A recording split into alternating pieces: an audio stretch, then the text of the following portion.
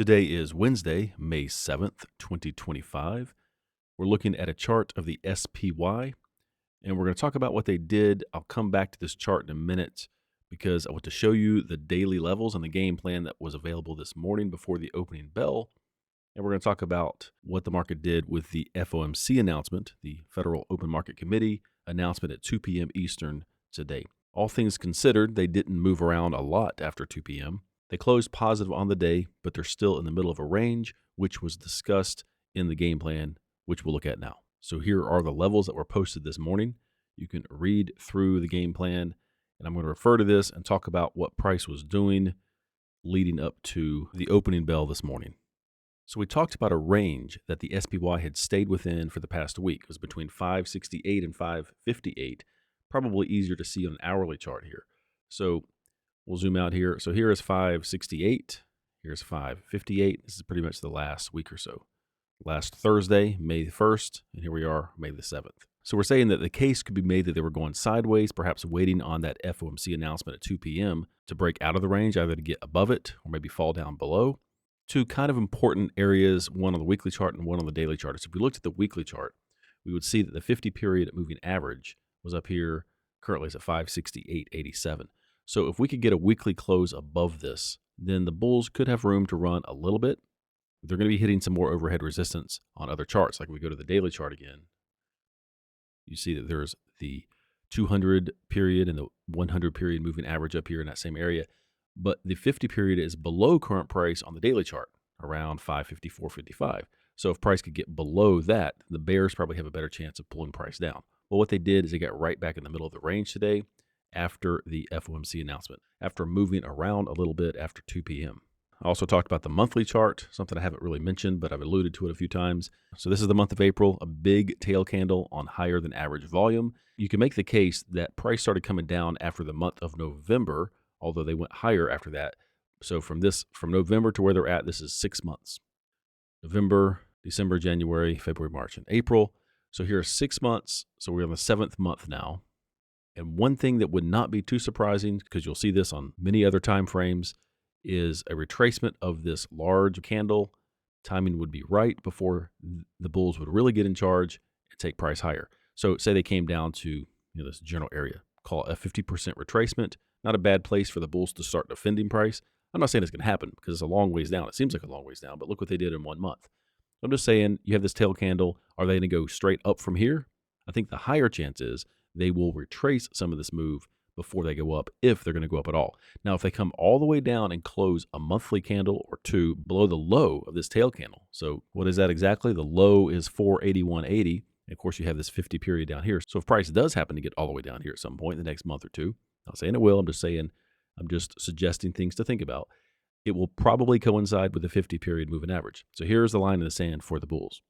If that happens and you see a month or two close below this area right here, then they're going lower, most likely. But there's still a chance for a retracement before the bulls can go higher. So there's a huge range here of possible price action in the big picture. This is a monthly chart, of course, so it's all big picture stuff. It's less concern for us when we're talking about intraday trades. So back to the daily chart. Now you can kind of see where they're at. They've got battles to fight above and below, so they're still in this range. Nothing more to say about that. We'll go to the 1 minute chart. Here's the entire day. And what would you have done with the levels that were hit? So we have 3 levels that were hit, but we have rules. So the first rule is give the market 15 minutes to settle in. They were on their way back down after 9:45 Eastern. And this little spike here would have given you a long trade. So you would have had an order in the E-minis ready to buy the moment the spiders hit 559.71. That's your 5-cent buffer. They came down to 559.70. Yes, they messed around with this level and bounced pretty hard a couple times here earlier, but it was before that 15-minute window. So we're just saying, if you played by the rules, there's your trade right there.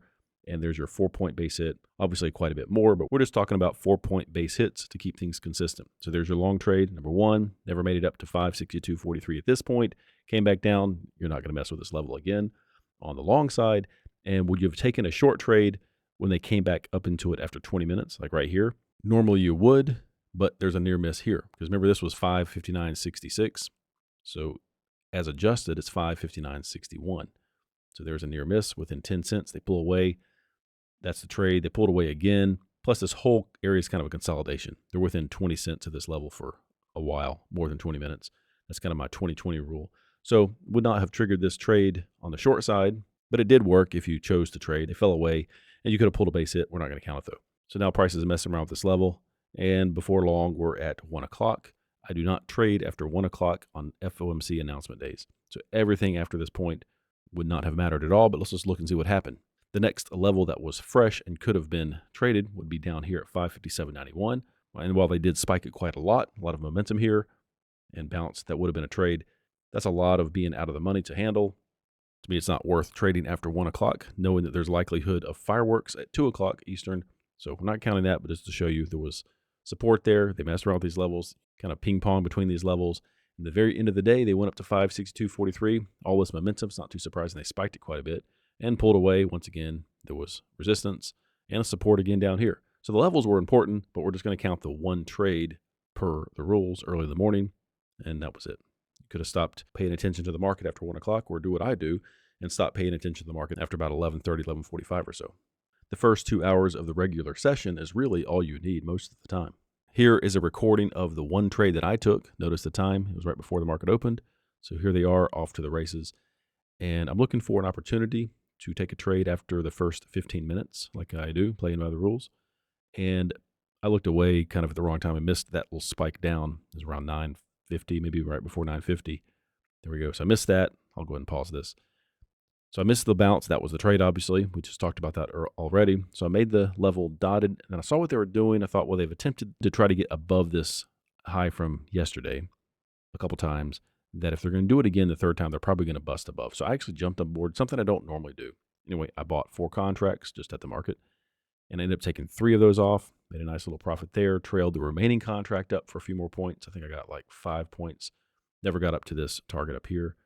As you know, not until later in the day. They didn't get to this level until later in the day. But anyway, after I got those 4 contracts settled and pulled a pretty good profit, then I just let this thing go.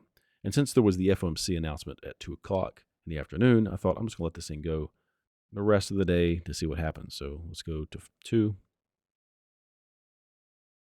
just for entertainment value. Back up a little bit. So really, it wasn't a ton of movement. I would expect more fireworks than what we got, but it is what it is, and they closed kind of, as we know, pretty close to where they opened, slightly positive for the day, and that was it. So I let this thing go until about 4 o'clock. So there we go. That was my one trade. And over on the tracking logs, we're looking at playing by the rules, the one base hit at this level here, 559.66.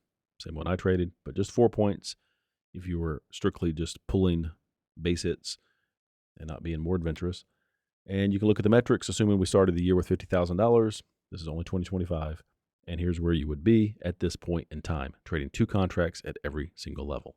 And then my trade was just the same level, but traded 4 contracts and got a net 7.06, 1412 before commissions. And once again, assuming the same starting balance, 2 contracts doing what I did this year so far, this is where you would be in terms of rate of return and averages. So not much more to add to that. Pretty straightforward day.